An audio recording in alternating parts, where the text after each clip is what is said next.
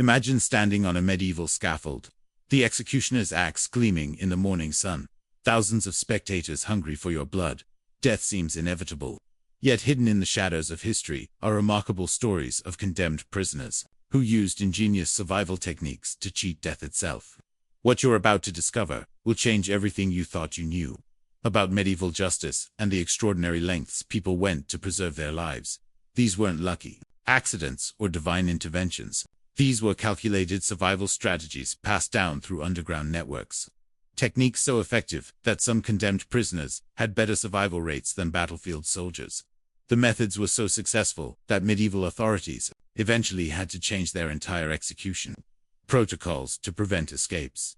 The Master of Death's theater in 1347. Just as the Black Death was beginning its merciless sweep across Europe, a man named Henry de Montfort stood on the execution block in Paris, accused of heresy and treason. He faced the headsman's axe in front of a crowd of 3,000 spectators. The executioner raised his weapon, brought it down with lethal force. And then something impossible happened. Henry's head remained firmly attached to his shoulders. The crowd gasped. The executioner, confused and embarrassed, raised the axe again. Once more, he brought it down with all his strength. Once more, Henry survived what should have been a killing blow. After the third failed attempt, the crowd began to murmur about divine intervention. The authorities, fearing a riot, quickly removed Henry from the scaffold and commuted his sentence to life imprisonment. What the crowd didn't know was that Henry had spent months preparing for this moment, using a survival technique known as the iron neck, a method that had saved dozens of condemned prisoners across medieval Europe. The technique involved a carefully crafted metal collar, hidden beneath clothing and hair, designed to deflect or absorb the impact of an executioner's blade. But Henry's survival wasn't just about a clever device. It was the result of an underground, the network of survival specialists who studied execution methods with scientific precision and developed countermeasures that gave condemned prisoners a fighting chance. These networks operated in secret across medieval Europe, sharing techniques through coded messages, hidden symbols, and carefully placed allies. The iron neck was just one of several ingenious survival methods that emerged from this shadowy world of medieval escape artists. Each technique was refined through desperate trial and error, tested in the ultimate laboratory of life and death. The stakes couldn't have been higher, and the innovations that emerged were nothing short of revolutionary. If you're fascinated by these hidden survival techniques that changed the course of medieval justice, make sure to subscribe and hit that notification bell. We're diving deep into history's most incredible escape stories, and you won't want to miss what comes next. The science of survival. Medieval executioners weren't just brutal killers, they were skilled craftsmen who took pride in their work. Successful execution required precise knowledge of human anatomy, understanding of blade mechanics, and careful attention to crowd psychology. But this also meant that their methods were predictable, and predictability created opportunities for those clever enough to exploit them. The survival techniques that emerged weren't random, desperate attempts. They were sophisticated systems based on careful observation and scientific understanding. Underground survival networks studied execution methods with the dedication of medieval scholars, creating detailed manuals that were passed down through generations of condemned prisoners and their allies.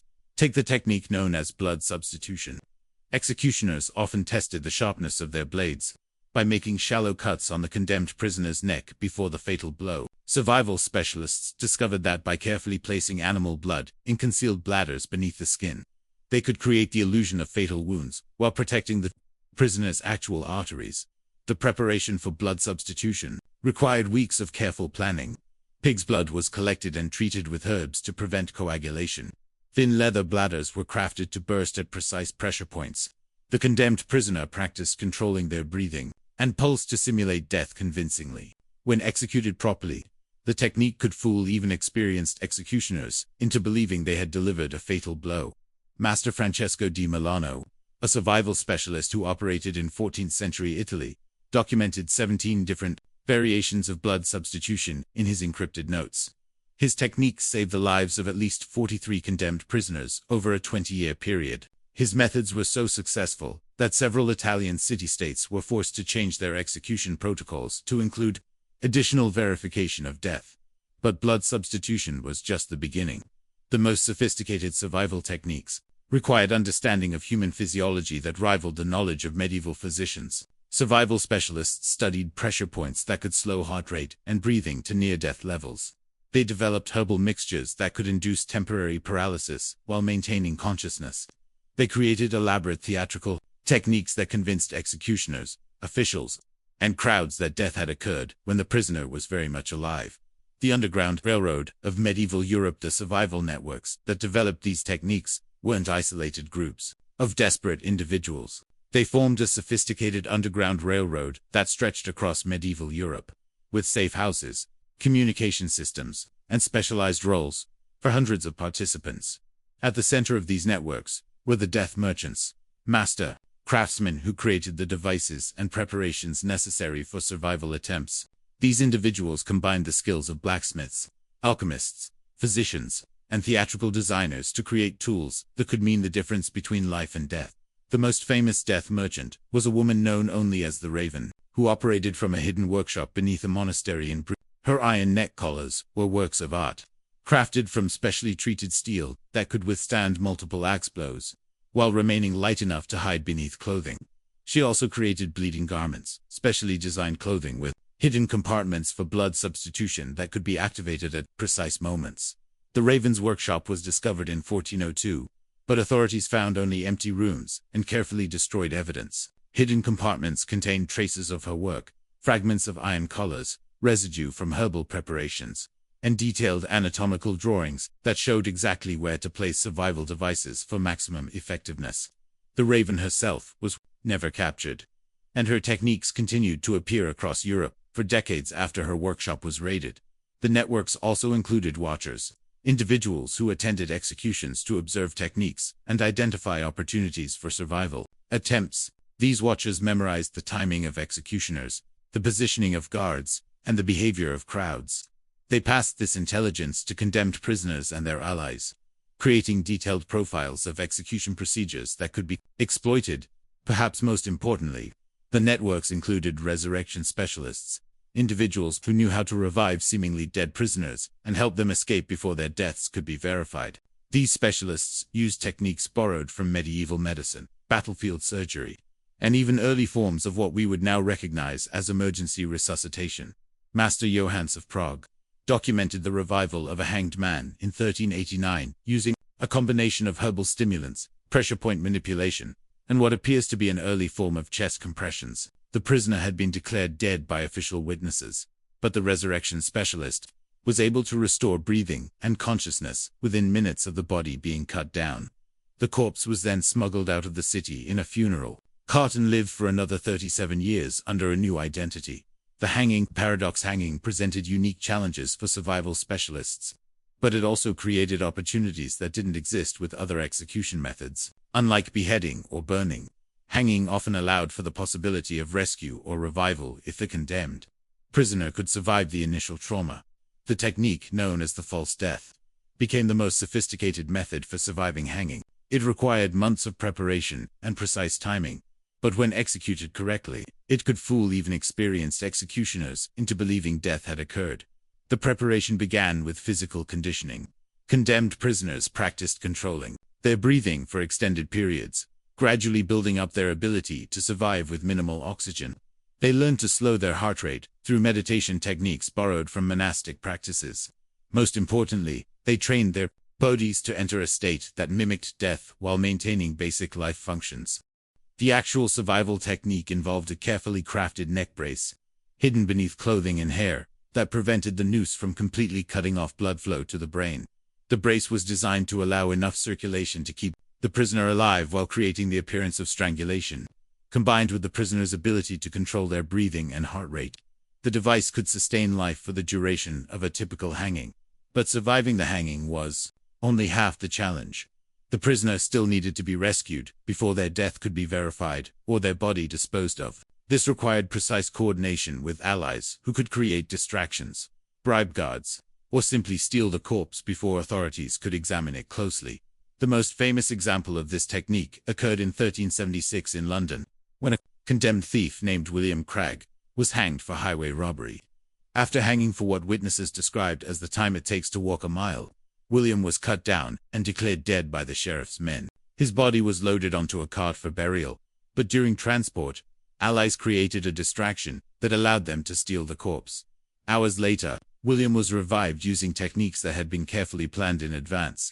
He lived for another 23 years, eventually dying of natural causes in Ireland under an assumed name. His survival was so complete that he later wrote detailed instructions for other condemned prisoners, creating one of the few surviving manuals of medieval escape techniques. The false death technique was so effective that by the late 14th century, many jurisdictions began requiring that hanged prisoners remain on the gallows for extended periods to ensure actual death had occurred. Some areas instituted additional verification procedures, including stabbing the body with spears or breaking bones to confirm that life had ended. The alchemists' arsenal, the most sophisticated survival techniques, relied on careful application of medieval chemistry and early pharmacology. Survival specialists worked closely with alchemists, physicians, and herbalists to develop preparations that could simulate death, enhance physical resistance, or provide other advantages during execution. Attempts. The preparation known as death's sleep was perhaps the most complex of these chemical innovations. It involved a carefully balanced mixture of herbs and minerals that could slow vital signs to barely detectable levels, while maintaining consciousness and the ability to recover. The formula was closely guarded by alchemists, who specialized in survival techniques, and its preparation required weeks of careful brewing and testing. Master Albertus of Cologne, writing in the 1340s, described death's sleep as requiring the heart of mandragora, tears of the poppy, breath of the nightshade, and the blood of mercury. Modern analysis of surviving samples suggests the mixture contained opium derivatives, natural muscle relaxants, and compounds that could dramatically slow heart rate and breathing. The timing of death's sleep administration was critical. Too early, and the effects would wear off before the execution. Too late, and the prisoner might not achieve the proper death-like state in time. Survival specialists developed elaborate timing systems based on observations of execution procedures, creating schedules that could be adjusted for different types of execution and varying official protocols.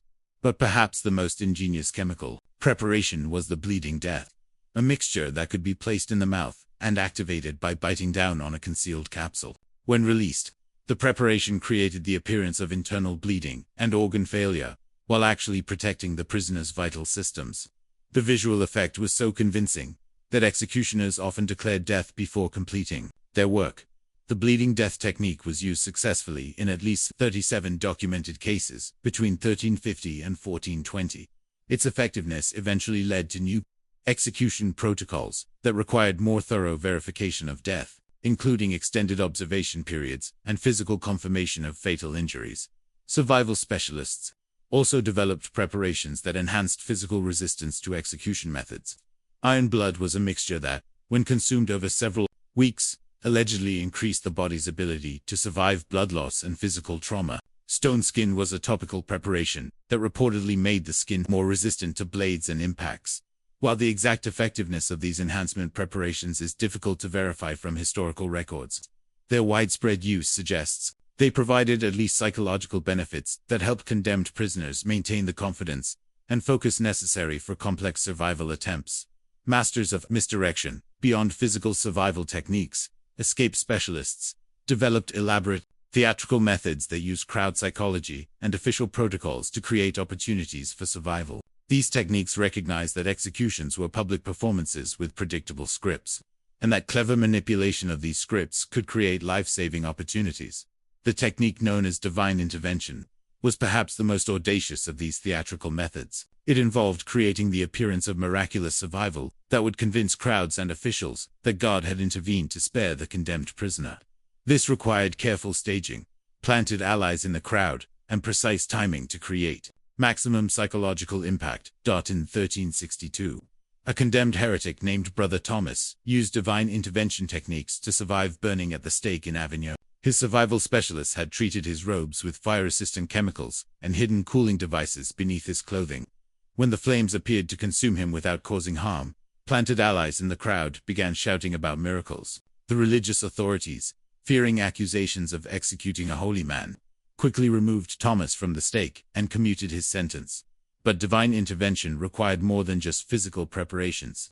It demanded understanding of crowd psychology, religious sentiment, and political pressures that influenced execution procedures.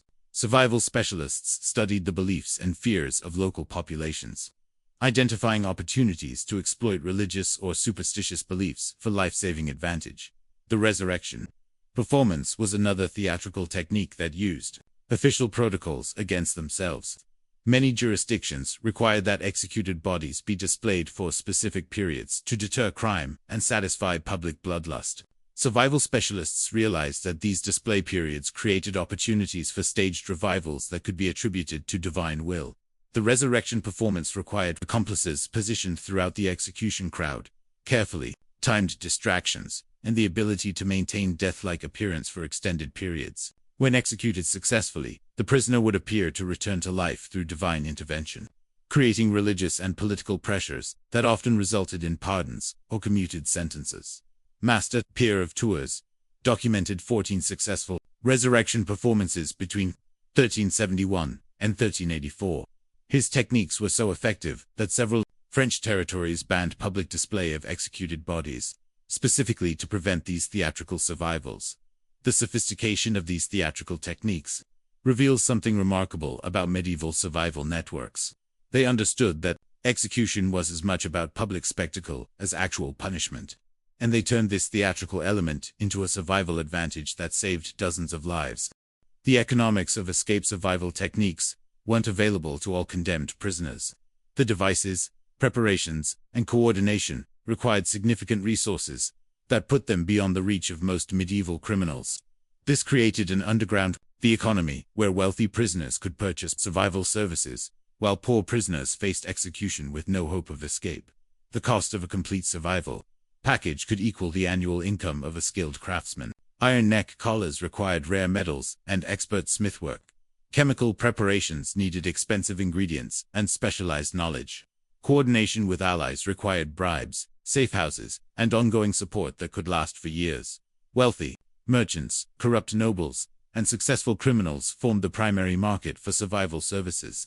These individuals had both the resources to purchase elaborate escape attempts and the motivation to avoid the social disgrace of public execution. Their survival often depended as much on their financial resources as their guilt or innocence. The most expensive survival services included complete identity changes after successful escapes.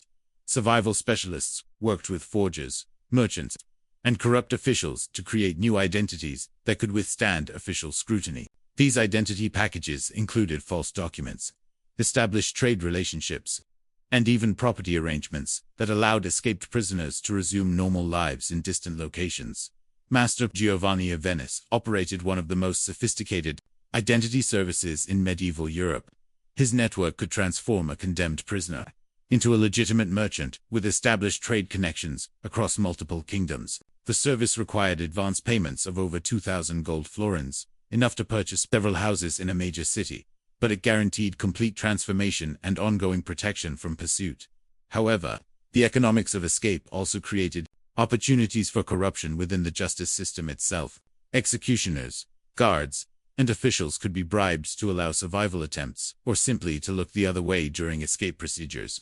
Some executioners developed reputations for accepting payments to ensure merciful executions that provided maximum opportunity for survival. The executioner, known as Gentle Pierre, operated in northern France during the late 14th century. His executions had an unusually high rate of miraculous survivals that coincided with substantial payments from condemned prisoners' families. Pierre's techniques were so subtle that officials never suspected deliberate sabotage, the survivals to divine intervention, or unusual circumstances. This corruption created a parallel justice system, where wealth could purchase not just legal representation, but actual survival of capital punishment. The practice became so widespread that some jurisdictions instituted new oversight procedures, specifically designed to prevent executioner corruption and ensure that condemned prisoners actually died as intended. The geography of regions of medieval Europe developed distinct survival techniques based on local execution methods, legal traditions, and cultural factors. What worked in France might be useless in England, and techniques that succeeded in Italy could be counterproductive in Germanic territories. Northern European regions, with their emphasis on hanging and beheading, spawned survival techniques focused on protecting vital organs and creating false death states. The iron neck became particularly sophisticated in these areas, with craftsmen developing specialized versions for different types of axes and swords used by local executioners. Southern European territories, where burning was more common for heresy cases, developed heat-resistant preparations and clothing that could protect prisoners from flames long enough for rescue attempts. These techniques required different skills and resources, creating specialized survival networks that didn't overlap with those in northern regions. The Italian city-states, with their complex political situations and frequent changes in power, developed survival techniques that emphasized speed and flexibility. Prisoners might face execution one day and reprieve the next, depending on political changes. Survival specialists in these regions focused on delaying tactics and techniques that could buy time for political solutions. German territories, with their emphasis on elaborate public executions designed to demonstrate imperial authority, created opportunities for theatrical survival techniques. The complex rituals and extended procedures provided multiple opportunities for intervention, but they also required more sophisticated coordination and timing. English territories presented unique challenges due to their systematic approach to execution and strong administrative oversight. Survival techniques in England focused on exploiting bureaucratic procedures and creating legal delays rather than attempting physical survival of execution itself. These regional variations meant that condemned prisoners needed location-specific knowledge and techniques. Survival specialists developed expertise in particular regions, and successful escape attempts often involved relocating prisoners to areas where appropriate techniques were available. The network that transported condemned prisoners between regions became known as the Death Road, a system of safe houses and transportation. Specialists that could move prisoners hundreds of miles to locations where their survival chances were better. This system required incredible coordination and trust, but it saved the lives of prisoners who would have had no hope of survival in their original jurisdictions. The science of resurrection, perhaps the most remarkable aspect of medieval survival techniques, was the development of early resuscitation methods that could revive seemingly dead prisoners. These techniques combined practical medical knowledge with carefully observed physiological responses to create revival procedures that were centuries ahead of their time. Master Hugh of St. Albans, writing in 1391, documented detailed procedures for reviving hanged prisoners that included techniques remarkably similar to modern cardiopulmonary resuscitation. His methods involved chest compressions performed at specific rhythms, artificial respiration techniques, and the use of stimulant preparations to restart vital functions. The revival process typically began immediately after the corpse was removed from the execution site. Survival specialists would examine the body for signs of actual death versus suspended animation, then begin aggressive revival procedures designed to restore circulation and breathing. The techniques required extensive anatomical knowledge and careful timing to be effective.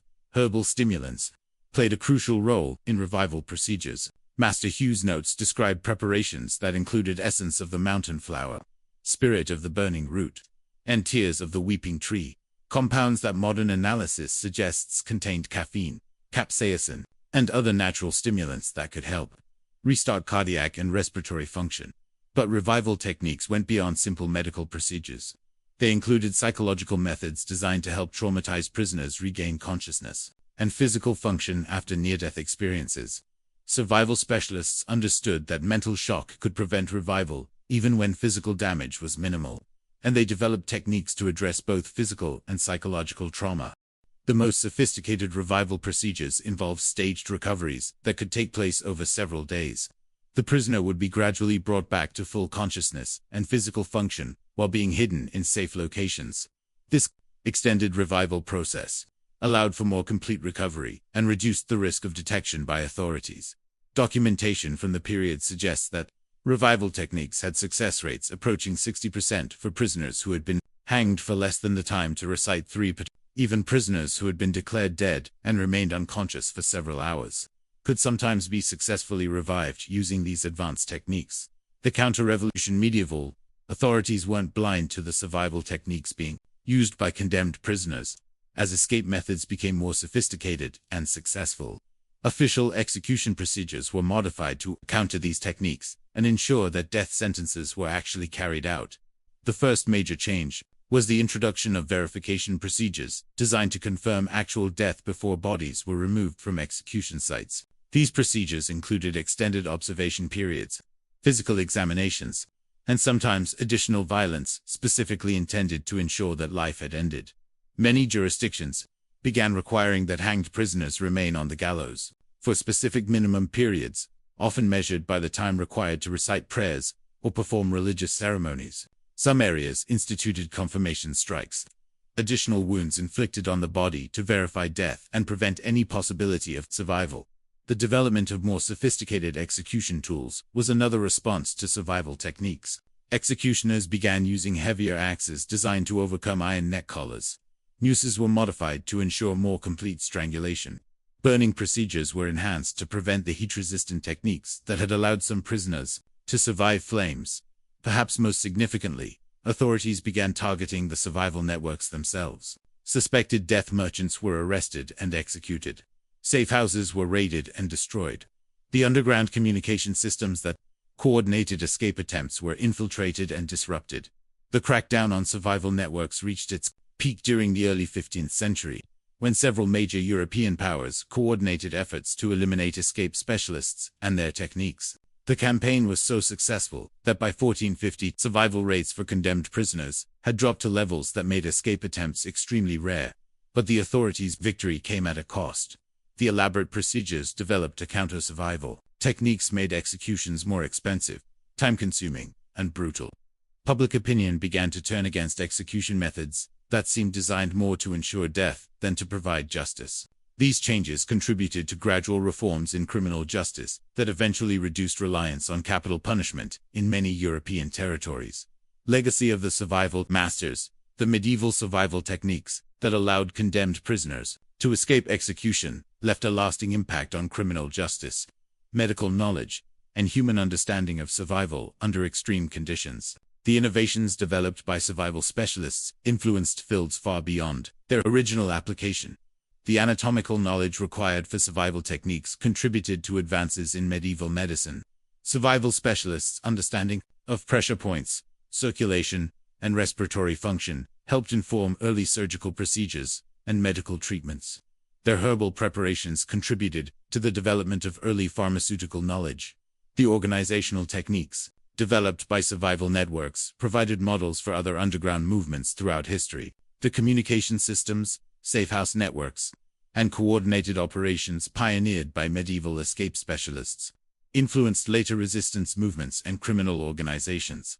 Perhaps most importantly, the survival techniques demonstrated that even in the face of overwhelming official power, individual ingenuity and human cooperation could create opportunities for survival and escape. The condemned prisoners who used these techniques proved that death sentences weren't inevitably fatal, and that clever preparation and skilled allies could overcome even the most carefully planned execution procedures. Modern emergency medicine has identified techniques in medieval survival manuals that anticipate discoveries not formally recognized until the 20th century. The resuscitation procedures documented by Master Hugh of St. Albans include elements that match current cardiopulmonary resuscitation guidelines. The chemical preparations used for survival attempts contained compounds that modern pharmacology recognizes as effective for their intended purposes. The psychological techniques developed by survival specialists for managing extreme stress and maintaining function under threat of death have influenced modern understanding of crisis psychology and survival training. Military and emergency services training programs incorporate principles that were first developed by medieval survival networks. As we reach the midpoint of this incredible journey through medieval survival techniques, take a moment to subscribe and share this video with anyone who appreciates the ingenuity of human survival. These stories of medieval escape artists reveal truths about human resourcefulness that remain relevant today. The great escape artists among the hundreds of individuals who used survival techniques to escape medieval execution. Certain figures stand out for the audacity and success of their methods. These master escape artists pushed survival techniques to their limits and created innovations that saved not only their own lives, but the lives of many others. The most legendary of these figures was a man known as the Phoenix, who operated across multiple European kingdoms during the late 14th century. His real name was never recorded, but his escapes became the stuff of legend. The Phoenix survived execution attempts in Paris, London, Milan, and Prague, each time using different techniques adapted to local conditions and execution methods. What made the Phoenix extraordinary wasn't just his survival skills, but his ability to innovate new techniques under pressure. When traditional iron neck collars failed against a particularly heavy executioner's axe in London, he developed a flexible chainmail neck guard that could distribute impact across a wider area. When chemical preparations proved insufficient for surviving burning in Prague, he created a cooling system using concealed ice chambers that kept his body temperature low enough to survive extended exposure to flames.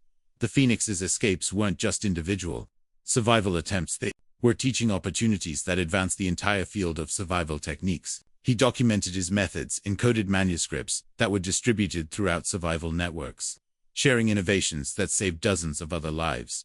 Perhaps most remarkably, the Phoenix eventually became so notorious that his mere presence at an execution site was enough to create doubt about the proceedings. Authorities began to question whether any execution he attended would actually result in death, leading to several cases where his reputation alone was sufficient to secure pardons or commuted sentences for other prisoners. Master Elizabeth of Carcassonne represents another type of survival genius, the innovator who developed entirely new categories of escape techniques. Elizabeth was condemned for witchcraft in 1387, but instead of attempting to survive her execution, she focused on preventing it from taking place at all. Her technique involved creating such convincing evidence of supernatural power that authorities became afraid to execute her. Using knowledge of chemistry, optics, and stage magic, Elizabeth created miracles that convinced her captors she possessed divine protection. Her cell was rigged with hidden devices that created mysterious lights and sounds. She used chemical preparations to make her skin appear to glow in darkness. She even trained birds to appear at specific times, creating the impression that she could command supernatural forces. Elizabeth's psychological manipulation was so effective that her guards began to refuse duty assignments involving her case. Religious authorities declared that executing her might bring divine retribution. Eventually, she was quietly released and allowed to disappear rather than risk the consequences of carrying out her death sentence. Her techniques were adopted by other condemned prisoners facing charges of witchcraft or heresy, creating a new category of survival method based on exploiting religious fears rather than physical escape techniques. The tools of survival, the physical devices created by medieval survival specialists, represented some of the most sophisticated engineering of their era. These tools required understanding of metallurgy, human anatomy, and mechanical principles that rivaled the knowledge of medieval master craftsmen. The iron neck collar, while conceptually simple, required extraordinary precision in its construction. Each collar had to be custom-fitted to the individual prisoner's anatomy to provide maximum protection while remaining completely concealed beneath clothing and hair. The metal had to be strong enough to deflect axe blows, but thin enough to remain hidden. The fastening system had to be secure enough to stay in place during violent execution. Procedures but accessible enough for quick removal during escape attempts. Master Giovanni's workshop in Venice produced iron neck collars that were works of art, as well as survival tools. His collars incorporated decorative elements that made them appear to be religious jewelry, if discovered. Some included hidden compartments for storing chemical preparations or small tools. The most advanced models included articulated segments that could flex with neck movement while maintaining protective coverage. The bleeding devices used for blood substitution techniques required even more sophisticated engineering. These devices had to store significant quantities of animal blood while preventing premature release or coagulation. They needed activation mechanisms that could be triggered at precise moments without being detectable by executioners or guards. The most advanced bleeding devices incorporated multiple chambers with different activation triggers, allowing condemned prisoners to create complex sequences of apparent wounds and bleeding that could convince observers of progressive death. Some devices included chemical additives that changed the color or consistency of the blood to simulate different types of internal injuries. Heat-resistant clothing for surviving burning required innovations in textile technology that weren't formally recognized until centuries later. Survival specialists developed weaving techniques that incorporated asbestos fibers, metal threads, and treated animal materials to create garments that could protect against flames while appearing to be normal clothing. The cooling systems used, in conjunction with heat-resistant clothing, represented remarkable engineering achievements. These systems used concealed chambers filled with ice or chemical cooling compounds that could maintain lower body temperatures for extended periods. Some systems included circulation mechanisms that distributed cooling effects throughout the garment, providing protection for vital organs during prolonged exposure to flames. Chemical preparation devices included sophisticated brewing equipment for creating the complex mixtures used in survival techniques. These devices had to be portable enough for concealment, yet precise enough to produce consistent results. Many incorporated measuring systems, timing mechanisms, and quality control features that ensured reliable performance under execution conditions. The network effect. The success of medieval survival techniques depended not just on individual skill or clever devices, but on sophisticated networks of support that provided intelligence, resources, and coordination. These networks operated across multiple kingdoms and survived for centuries, creating institutional knowledge that was passed down through generations of survival specialists. The intelligence gathering systems developed by survival networks rivaled those of medieval governments. Watchers attended executions throughout Europe, documenting procedures, timing, and opportunities for intervention. This intelligence was compiled into detailed manuals that provided condemned prisoners with specific information about execution procedures in different locations. Master Robert of Salisbury compiled one of the most comprehensive intelligence databases of the medieval period. His records included detailed profiles of individual executioners, including their preferred techniques, timing patterns, and personal vulnerabilities that could be exploited during escape attempts. He documented execution schedules, guard rotations, and crowd behavior patterns for dozens of locations across Europe. The communication systems used by survival networks employed techniques borrowed from merchants, diplomats, and religious orders. Messages were encoded using commercial terminology that appeared to describe trade transactions, but actually conveyed information about survival techniques and escape opportunities. Religious pilgrimage routes provided cover for transporting condemned prisoners and survival specialists between different regions. Perhaps most importantly, survival networks developed financial systems that could support complex long-term operations. These systems included banking arrangements that could transfer funds across international boundaries, insurance policies that provided compensation for failed escape attempts, and investment strategies that generated ongoing revenue to support network operations. The financial sophistication of survival networks allowed them to operate independently of any single wealthy patron or political entity. They could survive changes in government, religious persecution, and economic disruption that destroyed other underground organizations. This stability was crucial for maintaining the institutional knowledge and specialized skills required for successful survival techniques. The psychology of escape. Surviving medieval execution required more than physical preparation and clever devices. It demanded extraordinary psychological resilience and mental preparation that pushed human consciousness to its limits. Survival specialists developed techniques for managing fear, maintaining focus, and performing complex procedures under the ultimate stress of impending death.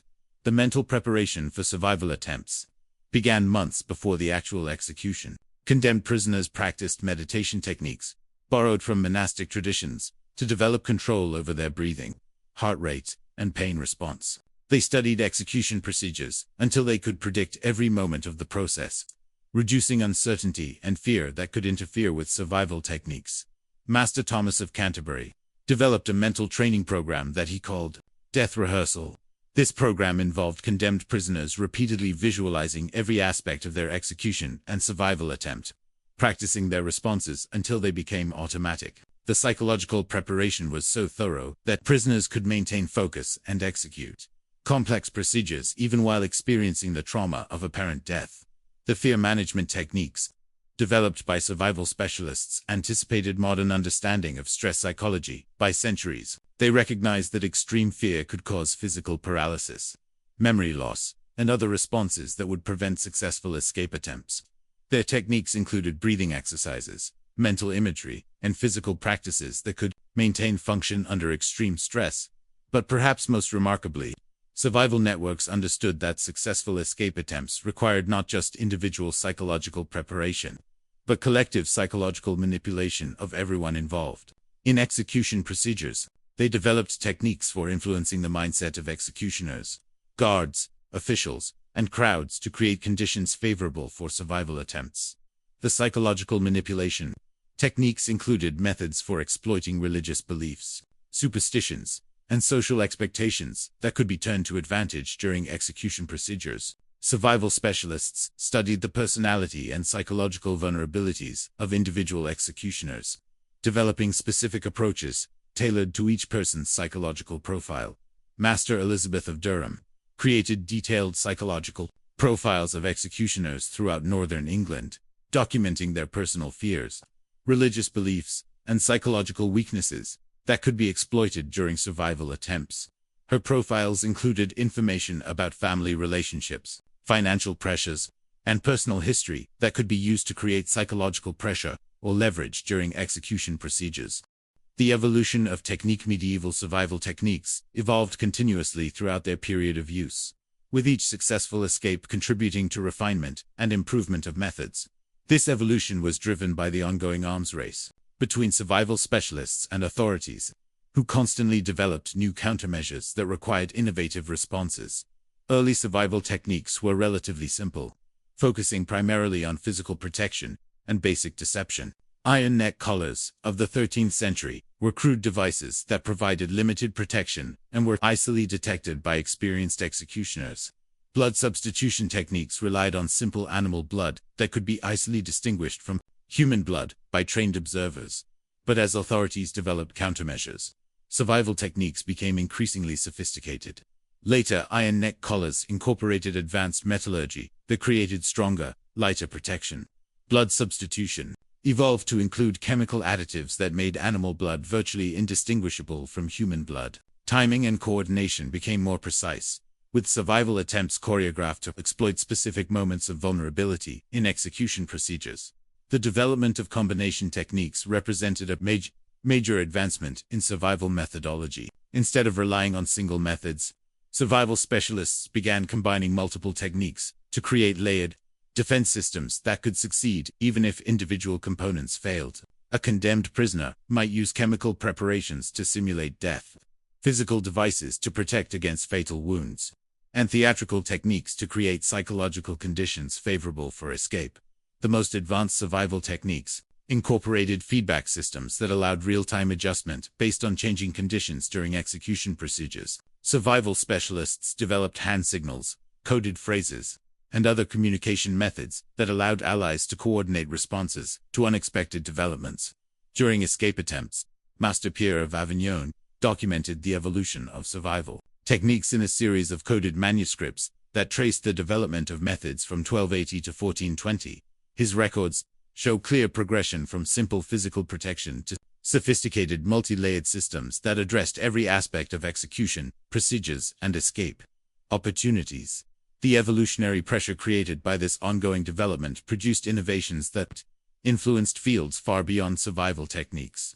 The metallurgical advances required for iron neck collars contributed to improvements in armor and weapons technology. The chemical knowledge needed for blood substitution and death simulation techniques advanced medieval understanding of pharmacology and medicine. International networks. By the 15th century, survival networks had evolved into international organizations that operated across multiple kingdoms and maintained sophisticated intelligence and support systems. These networks represented some of the most advanced organizational structures of the medieval period, with coordination and communication capabilities that rivaled those of governments and religious orders. The international coordination was necessary because condemned prisoners often needed to be moved between different jurisdictions to locations where appropriate survival techniques were available. A prisoner condemned in England might have better survival chances in France, where different execution methods created different opportunities for escape. Master Johann of Hamburg operated one of the most extensive international networks, with connections spanning from Scotland to Sicily and from Portugal to Poland. His network included safe houses in over 40 cities, communication systems that could relay messages across Europe within weeks, and financial arrangements that could support complex international operations. The international networks also facilitated the sharing of technical innovations and survival techniques between different regions. New devices developed in Italy could be distributed to specialists in Germany within months. Successful techniques pioneered in France could be adapted for use in England before authorities had time to develop effective countermeasures. But the international scope of survival networks also created vulnerabilities that authorities learned to exploit. The complexity of international operations required extensive documentation, communication, and coordination that could be intercepted and used to identify network members. The financial arrangements necessary for international operations created paper trails that could be followed by investigators. The decline of international survival networks began in the early 15th century, when several European powers coordinated efforts to identify and eliminate survival specialists. The campaign involved sharing intelligence between different kingdoms, standardizing execution procedures to reduce opportunities for escape, and targeting the financial systems that supported network operations. We're now approaching the final third of this remarkable story of medieval survival. If you're amazed by the ingenuity and determination of these historical escape artists, make sure to subscribe and share this video. The conclusion reveals how these ancient techniques influenced modern understanding of survival and human resilience. The final innovations as authorities intensified their efforts to eliminate survival techniques. The most skilled specialists developed increasingly desperate and sophisticated methods that pushed the boundaries of medieval technology and human capability. These final innovations represented the pinnacle of survival technique development, but they also marked the beginning of the end for systematic escape attempts. The technique known as the Great Deception was perhaps the most ambitious survival method ever attempted. It involved creating a complete false identity for the condemned prisoner, then arranging for the execution of a substitute while the real prisoner escaped under the new identity. This technique required months of preparation, extensive resources, and coordination with corrupt officials at multiple levels of the justice system. Master Francesco of Naples documented one successful use of the Great Deception in 1418, when a condemned merchant named Antonio Ferreira was replaced by a terminally ill volunteer who died during the execution procedure. Ferreira lived for another 15 years under his assumed identity, eventually dying of natural causes in Spain. The deception was so complete that official records never acknowledged that a substitution had taken place. But the Great Deception required resources and coordination that made it available to only the wealthiest and most well-connected prisoners. The technique was used successfully in fewer than a dozen documented cases, and its complexity made it vulnerable to discovery and disruption by authorities. The final major innovation in survival techniques was the development of cascade methods that combined multiple backup systems to ensure survival even if primary techniques failed. These methods recognized that individual survival techniques had become increasingly unreliable as authorities developed countermeasures, and they attempted to create systems robust enough to succeed despite official efforts at prevention. A cascade survival attempt might begin with chemical preparations designed to simulate death, backed up by physical devices to protect against fatal wounds, supported by allies positioned to create distractions or rescue opportunities, and culminating with resurrection specialists prepared to revive the prisoner if other techniques failed. Each level of the cascade provided protection against failure at other levels, creating systems that could succeed even under adverse conditions. Master Guillaume of Rouen developed the most sophisticated cascade systems, with up to 7 different backup techniques integrated into single survival attempts. His methods required extensive coordination and resources, but they achieved survival rates approaching 80% even during the period when authorities were actively working to prevent escapes. However, the complexity and resource requirements of cascade methods made them extremely expensive and logistically challenging. Few prisoners could afford complete cascade systems, and the coordination required made the attempts vulnerable to discovery and disruption. By 1450, even the most sophisticated cascade methods were being successfully countered by authorities, who had developed systematic approaches to identifying and preventing survival attempts.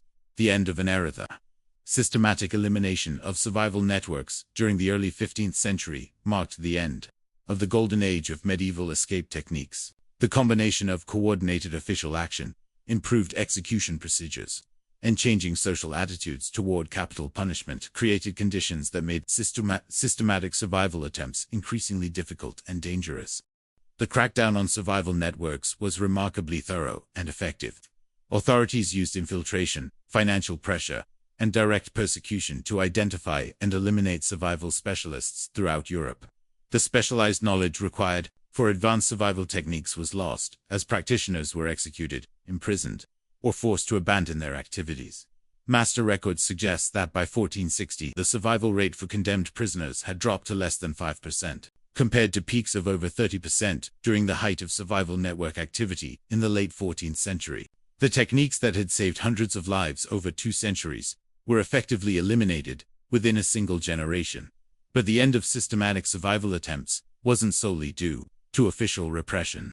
Changing social and legal conditions also contributed to the decline of escape networks. Legal reforms in many jurisdictions reduced reliance on capital punishment, providing alternative means of avoiding execution. Improved legal representation and appeals processes offered legitimate alternatives to survival techniques for wealthy prisoners. The rise of professional standing armies and more sophisticated administrative systems also made it more difficult for survival networks to operate. The informal, corrupt, and poorly coordinated systems that had provided opportunities for survival attempts were gradually replaced by more systematic and professional approaches to law enforcement and criminal justice. Perhaps most importantly, the extraordinary success of survival techniques had created political pressure for reforms that ultimately made the techniques unnecessary. Public awareness of escape attempts had undermined confidence in capital punishment as an effective deterrent. Religious and philosophical opposition to execution had been strengthened by evidence that death sentences were not always carried out as intended. The last documented use of systematic survival techniques occurred in 1487, when a condemned heretic in southern France successfully used a combination of iron neck protection and blood substitution to survive burning at the stake. The escape was discovered within days, and both the prisoner and his survival specialists were captured and executed using procedures specifically designed to prevent any possibility of survival. Lessons from the masters. The medieval survival techniques that allowed condemned prisoners to escape execution provide remarkable insights into human ingenuity, resilience, and the power of cooperative effort under extreme conditions.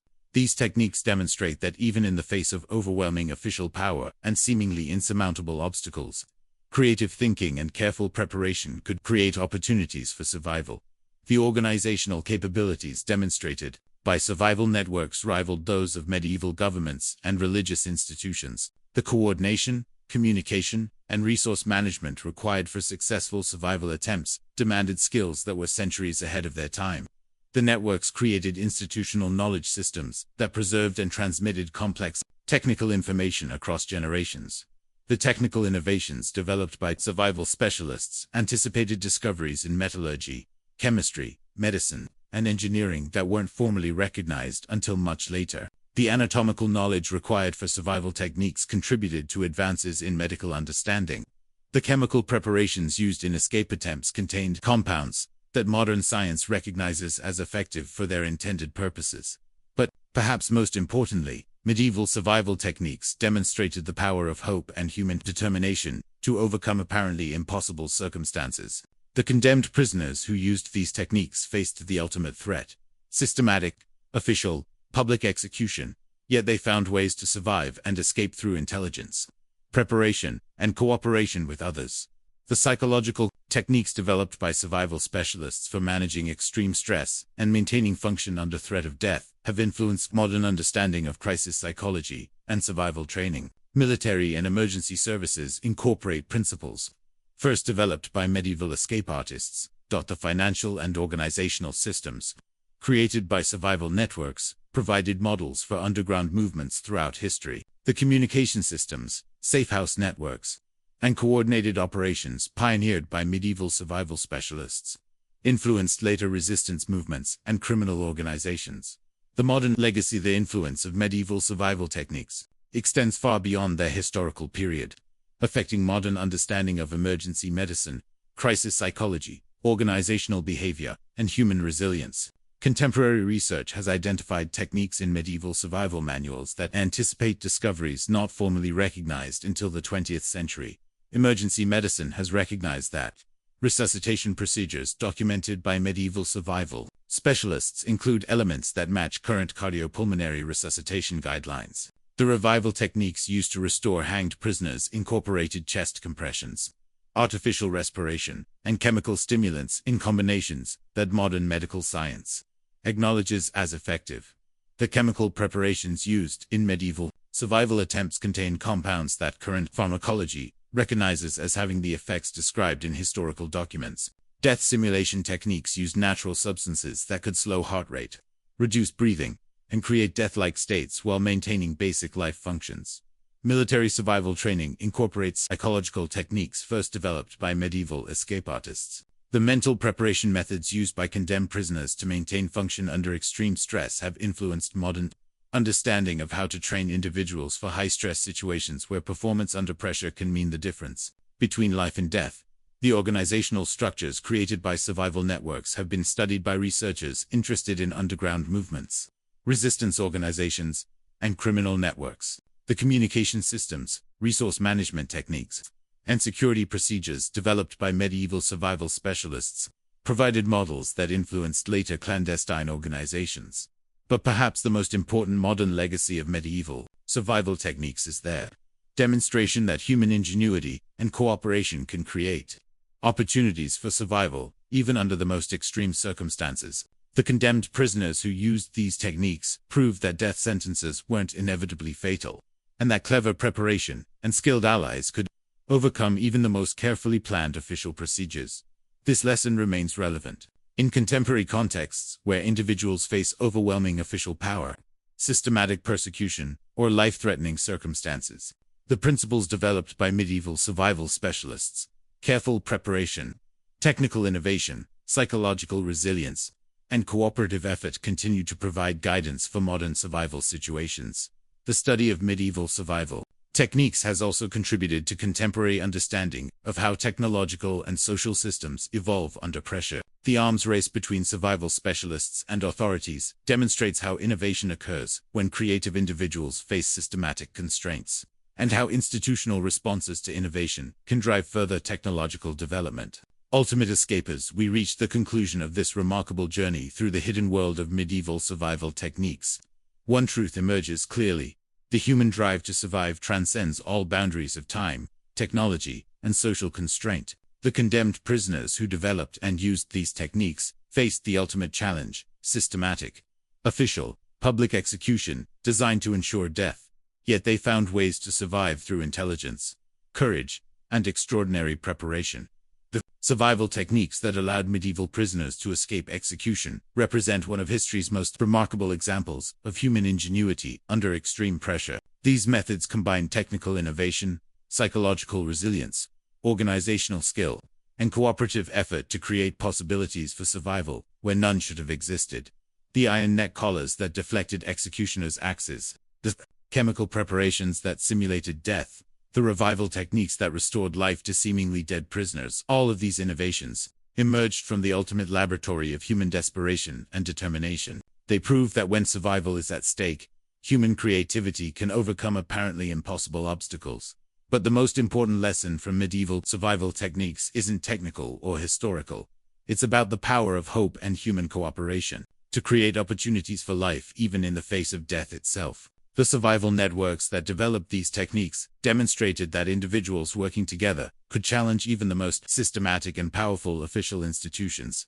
The condemned prisoners who survived medieval execution didn't just save their own lives.